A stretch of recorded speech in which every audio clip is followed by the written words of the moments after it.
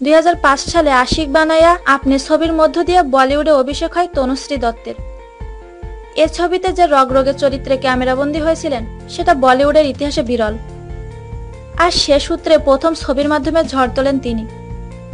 এরপর একই ধরনের চরিত্রে বেশ কিছু ছবিতে অভিনয় করতে থাকেন। তবে বলিউডের মতো বড় জায়গায় শুধু শরীর প্রদর্শনের মাধ্যমেই যে জায়গা করে নেওয়া যায় না, সেটা ভালোভাবেই বুঝতে পারেন তনুশ্রী। একটা সময় তার হাতে কাজ কমে যায়, হঠাৎই বলিউড থেকে ছিটকে পড়েন তিনি।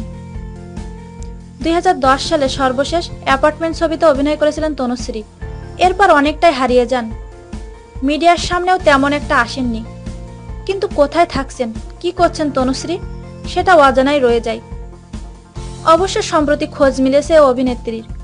তিনি বর্তমানে নিউ ইয়র্কে থাকছেন, মিডিয়াকে চিরতরেই বিদায় জানিয়েছেন। আর তারই ধারাবাহিকতায় নিজের পরিবারের সঙ্গে একেবারে সাদাসিধা জীবনযাপন করছেন এই অভিনেত্রী। মিনি স্কার্ট পরা তনুশ্রী এখন সবসময় শাড়ি পরেন। তবে বিয়ে করেননি তিনি। একটা সময় বলিউড অভিনেতা গোবিন্দর ভাতিজা ও কমেডিয়ান কৃষ্ণ অভিষেকের সঙ্গে সম্পর্ক গড়ে উঠেছিল তার, তবে সেটা টিকেনি।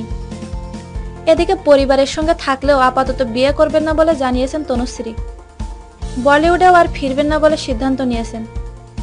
সম্প্রতি পরিবারের সঙ্গে শাড়ি পরা বেশ কিছু ছবি সামাজিক যোগাযোগ মাধ্যমে শেয়ার করেছেন তিনি।